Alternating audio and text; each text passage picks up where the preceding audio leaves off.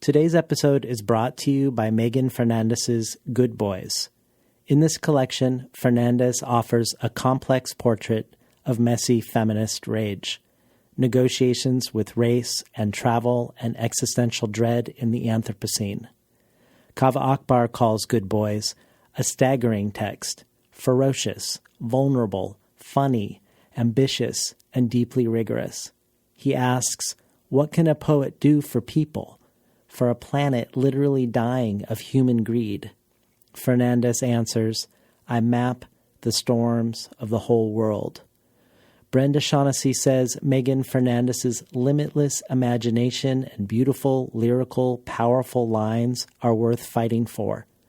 Everyone should give this book to someone they love, and everyone should love someone enough to give them this book. Good Boys is available now from Tin House Books. This latest episode of Tin House Live is a craft talk that Alexander Chee gave at the 2016 Tin House Summer Writers Workshop called From First Draft to Plot. Alexander Chee is a professor of English and creative writing at Dartmouth College, a Whiting Award winner, most recently the author of How to Write an Autobiographical Novel, and hopefully a future Between the Covers guest for whatever he writes next. This talk is one that warrants multiple listenings, ranging from how to shape one's life experiences into a fictional framework, to the importance of reading outside of American literature, to why we should move toward, not shy away from things that seem taboo or that maybe don't seem at first like art at all.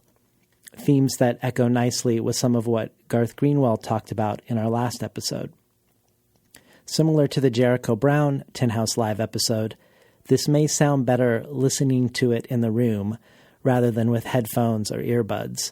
There's a small amount of extraneous microphone sounds that you'll only notice with headphones, but even then you'll surely be pulled forward by Chee's insight after insight. If today's episode is your first encounter with Between the Covers, you can subscribe to Between the Covers with your favorite podcast app. You can also find the archive and subscribe at tinhouse.com/podcasts. And you can also find out more about what is available if you become a supporter of Between the Covers at patreon.com/betweenthecovers. And now for Alexander Chee and his talk, From First Draft to Plot. The idea for this craft talk comes approximately from the experience I had writing my first novel. And the experience of that for me was that I had, in a fit of frustration over being unable to sell a more ambitious novel about something else, I decided very cynically that I was going to write what I called just another shitty autobiographical novel about my life, and just try to debut that way instead. That became my first novel, Edinburgh. It's hard to maintain a cynical attitude for a long time. I did try. Go ahead, if you must. But I think, I was trying to figure out how to make sense of the materials of my life, how to use that to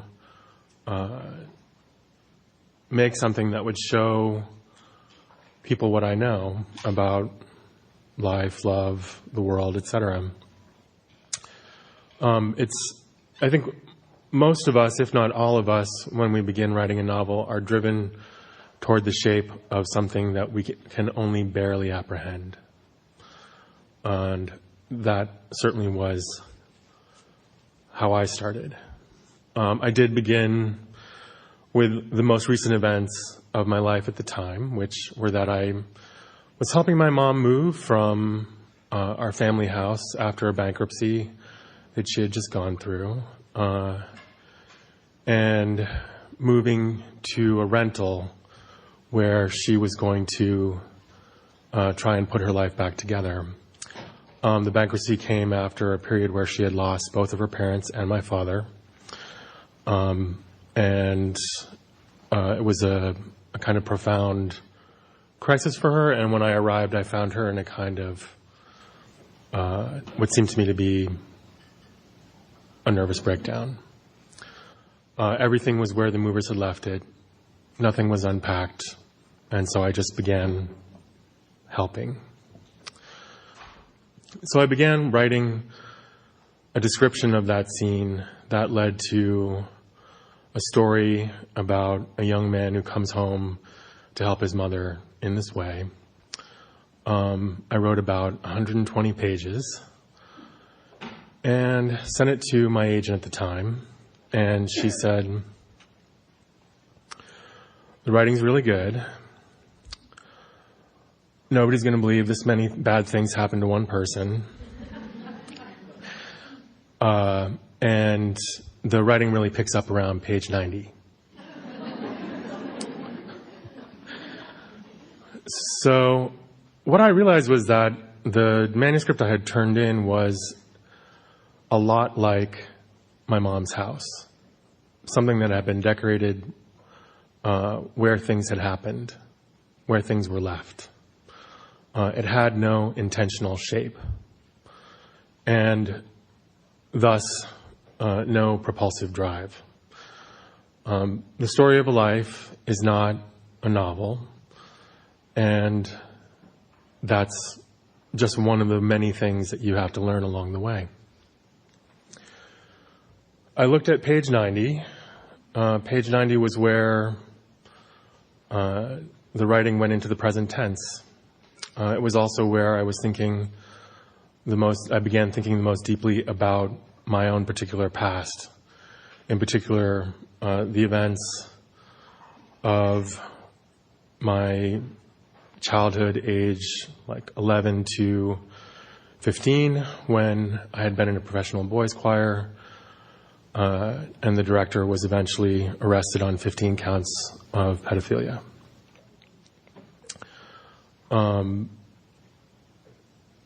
And the real story was there. Now, for any number of reasons, I did not want to keep using my story. So what I kept were the situations, but not the events of my life. I invented a character who was like me, but not me. And I put him into situations that were like the situations I had been in, but were not the situations I had been in. I did research into sexual abuse, into the wildlife and the plants of Maine. I realized that things that I remembered, like something that I thought of as like that red flower in the field, that was not a very specific description. I needed specifics, but I also needed a plot.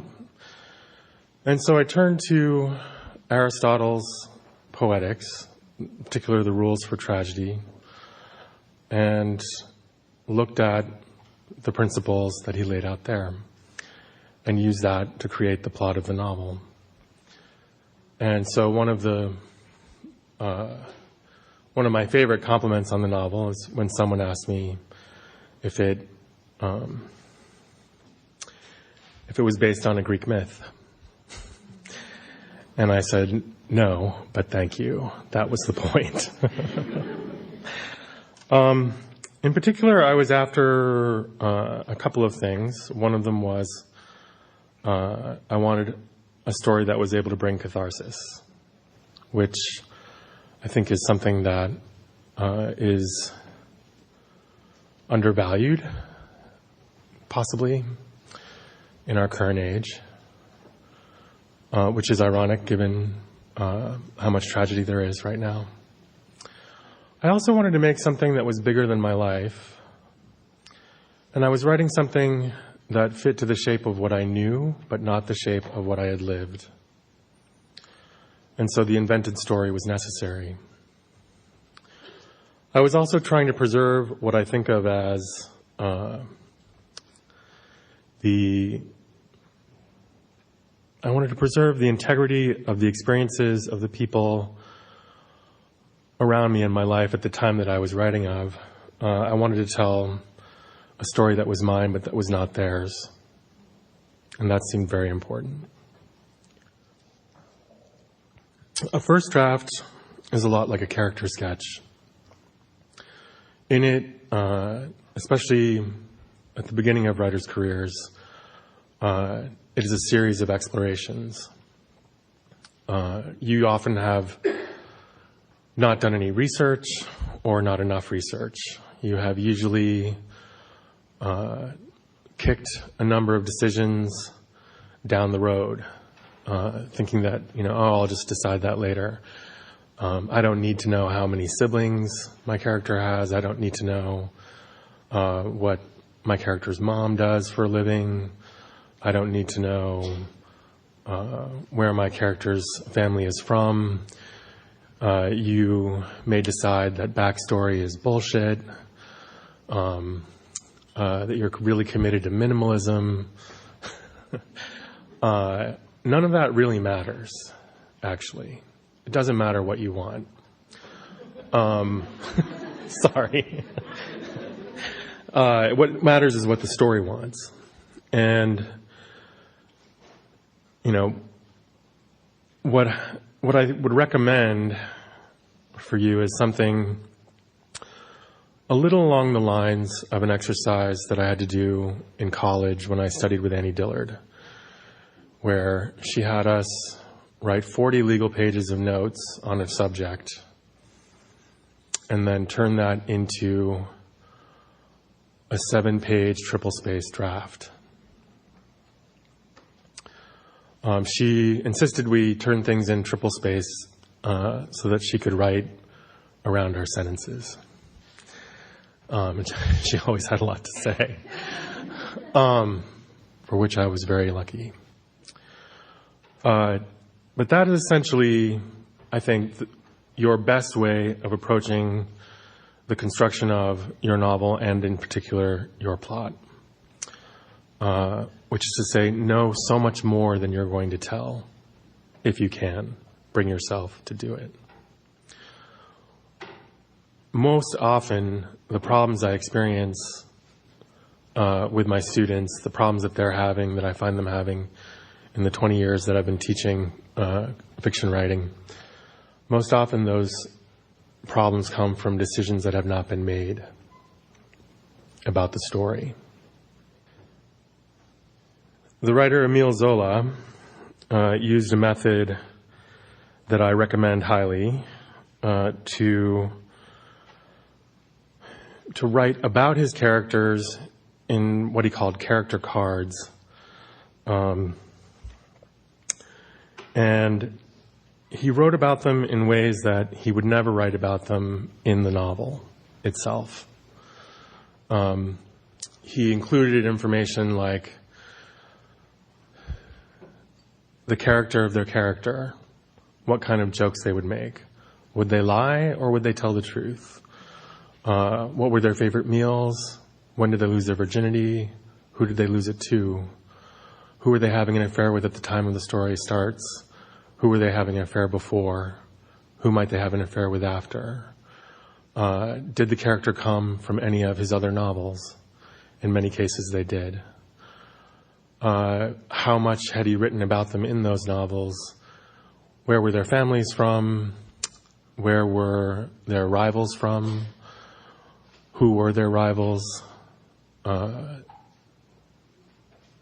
the process, he creates a web of the information surrounding a character that helps the writer do something that I call betraying the character, which is to say, to provide information that the character might never want anyone to know about them, but that is required for the story to be told. So, one of the exercises that I found the most useful for finding plots is adapting the questions or the positions, rather, for a tarot card reading. how many of you have ever had your tarot cards read? Okay. So the Celtic cross reading is probably one of the most popular. I don't think it's actually Celtic. I think it's just called that.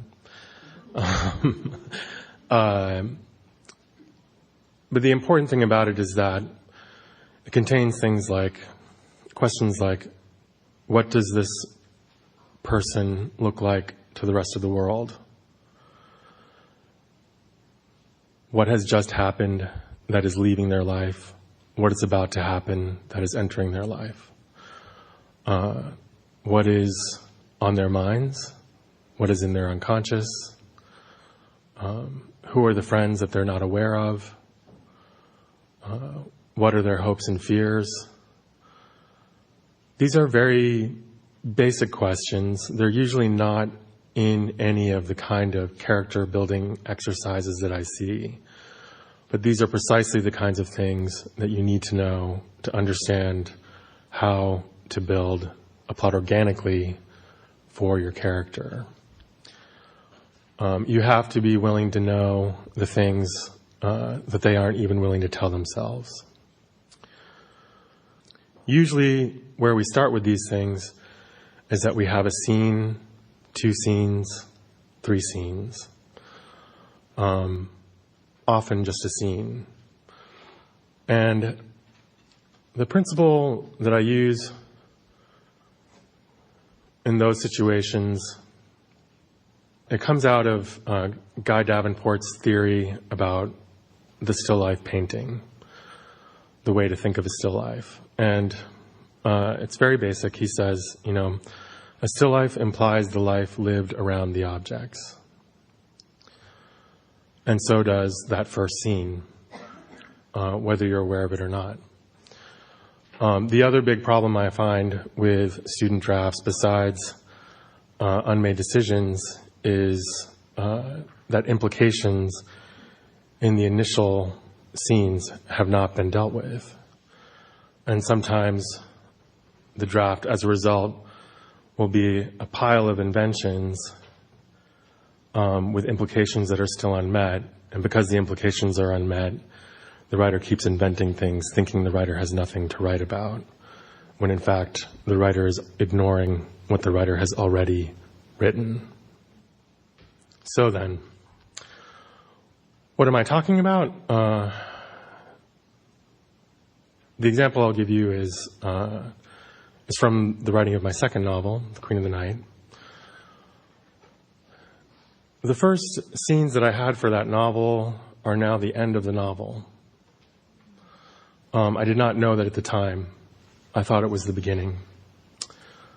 And that's one of the big lessons in particular with writing novels, is that oftentimes the first pages that you write are not the beginning of the novel. They're only where you started writing the novel. So, in particular, what I had was an opera singer on a circus train, walking along the cars at night. She's just retired from her career on the stages of Europe. She's traveling with the circus, performing in it, in a singing role. She has regrets, and she's not talking to anyone about them. She is, however, writing something. And so the question I had to ask myself was, how did she get on that train? How did she end up in the circus? How did she become an opera singer? Where was she from? Who would she have studied with? And so on. And I built the story and the plot both in this process of interrogating that scene again and again with questions. And each time that I got answers, asking more questions and pushing back into the story as far as it seemed I needed to go. one of the things that I was interested in writing about at the time was opera plots. And, opera plots are intensely improbable creatures, usually. They're filled with coincidences, which are considered very poor taste in literary fiction. They are usually the stories of people who have been selected for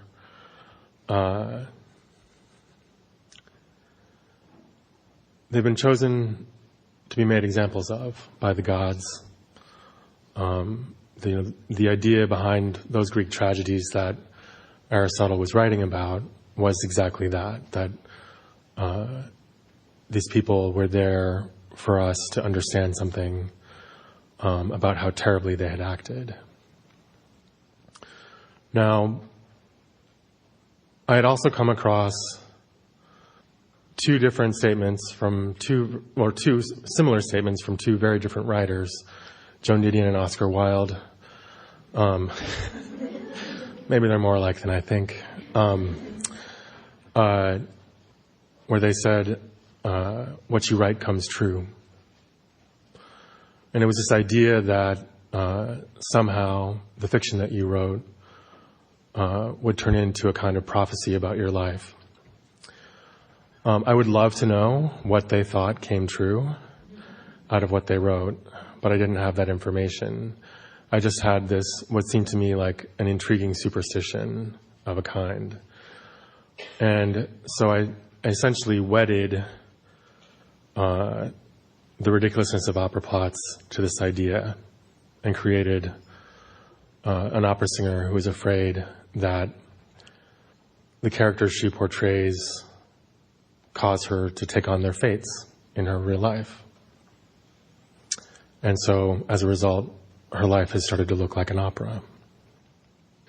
Now, this was interesting to me in particular because I had also experienced an improbable number of coincidences in my life, not just terrible things.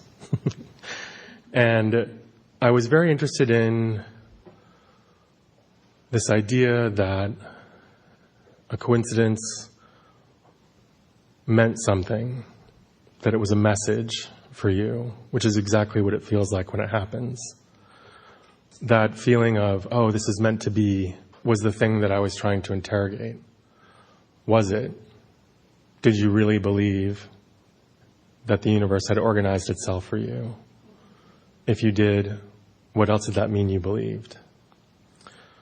I was looking after a way of talking about the bad decisions I had made because I had believed that. I was also, in the process, looking for unity between character, plot, and story. I think this is something that you don't exactly set out with. You end up with it after a great deal of struggle. There are times when a novel or a story or a poem or an essay will come as easy as you can imagine. You'll write it in a day, 3 weeks, maybe a year. The rest of the time, not so much. And Jory Graham has the belief that the struggles that you engage in with other material clear the channel for those that come down like gifts. And I think that there's something to that. But the thing that I want to stress is this way in which what you're after is not just a plot, not just a character, not just a backstory. Like, don't let yourself be confused by the disparate elements that often get tossed around in discussions of craft. There's a way in which I think a lot of these terms, things that began as descriptors, have turned into orthodoxies, and that strikes me as a mistake. The thing that you want is that sense of the world, the character in it, and the relationship between the character and the world. And you're also looking after the thing that can only happen to your character, and only because of that particular mix of what they are, what they want, what they can and can't be. All characters are a mix of that which they can change about themselves and that which they cannot, just like the rest of us. And understanding what those limits are is where you begin finding the plot that can only belong to your character. Now, if you wanted to use a particular formula, if you were after, say, the reinvention of a cliche, I think a lot of these same principles apply. You'll be looking for the cliche that fits your character, as it were. Like if you decided you want to write an adventure novel or a picaresque, if you decided you want to write a thriller, speculative fiction, space opera, I really want to write a space opera.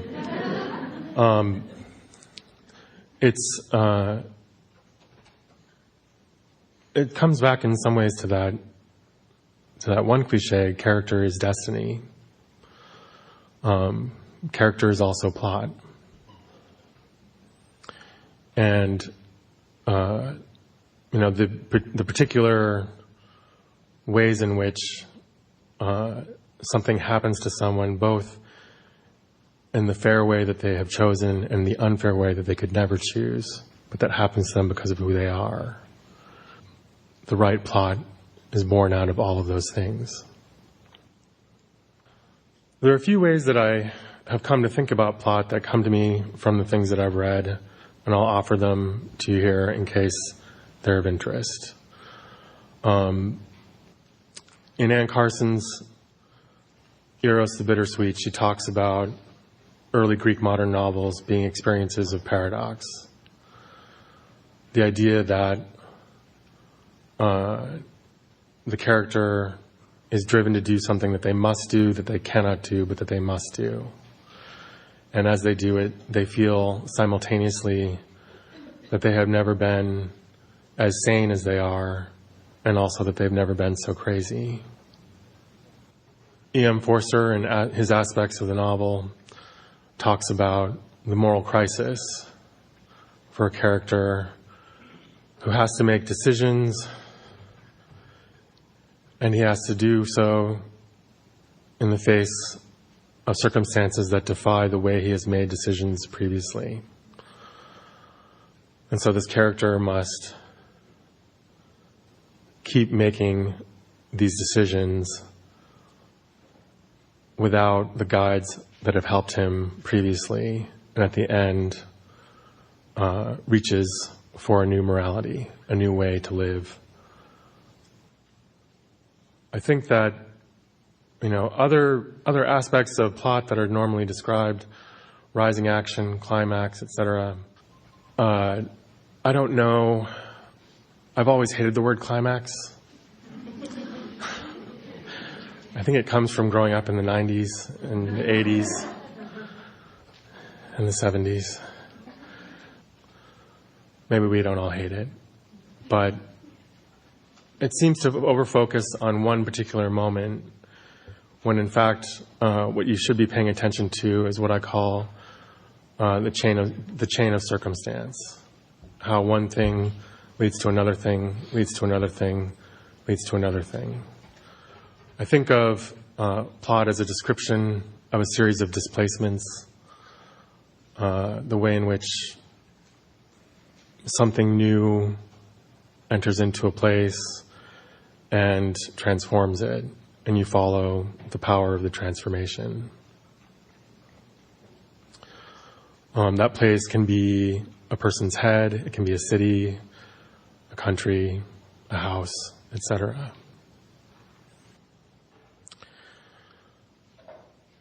I would encourage you, if you have not already, to begin reading as widely as possible away from American literature. The reason for this is that there are many more structures for the telling of stories than the way stories are told here in their most popular forms. And what you want to attack is your unconscious idea of the novel, or the story, or the movie. Whatever you unconsciously believe these things to be is what you will write.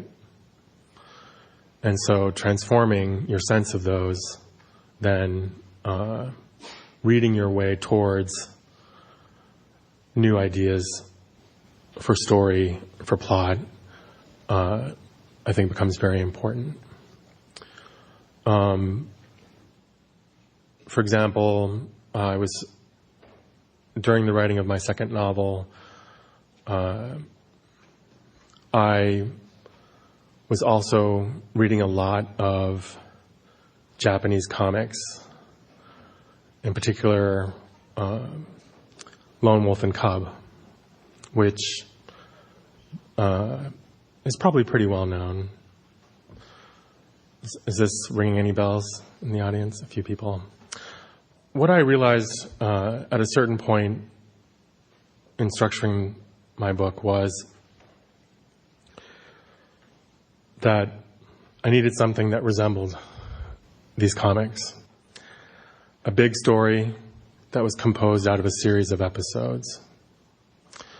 And each episode told a story inside of it and also moved the big story forward. There was not a climax as much as a series of them spread out in different stories throughout the novel. This was a huge relief because I had been trying to do the rising action thing for a very long time, and that had not been successful. Borrowing from other forms like this is, I think, a sort of necessary act that it would be easy to inhibit out of a sense of what is good and bad taste. And so, in addition to reading as widely as possible from these other literatures, I also encourage that you try to attack your idea of what is good and bad taste in the process.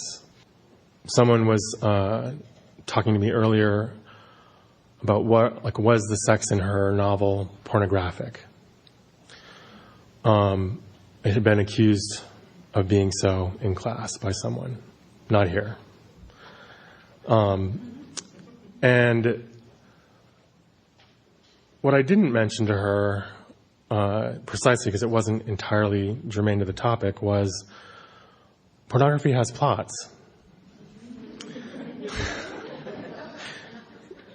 Even if it doesn't seem like it.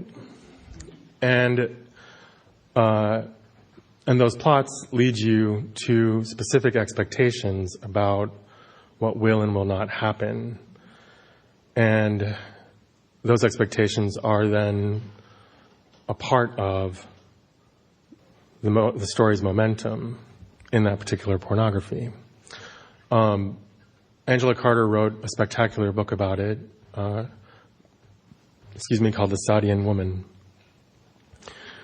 in which she examines the structure of pornographic plots and puts forward the idea that the Marquis de Sade was the first moral pornographer, which is interesting. But more to the point, I became interested in the idea during this conversation of a novel that was structured like pornography or using a pornographic plot. I think the idea that you have to stay away from something because it's disgusting or it's lewd is precisely why you should approach it. That there's a way in which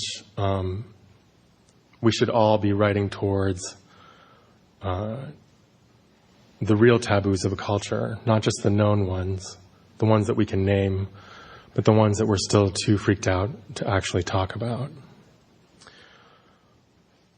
You know, in a sense, I think of plots as a way to approach the making of the making of the invisible into the visible.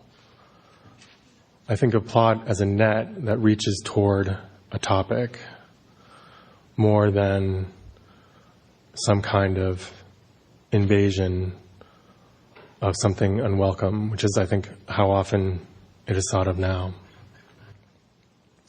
Fiction is a way of thinking about something, a very serious way of thinking about it, and it's often not included in the ways we think about writing.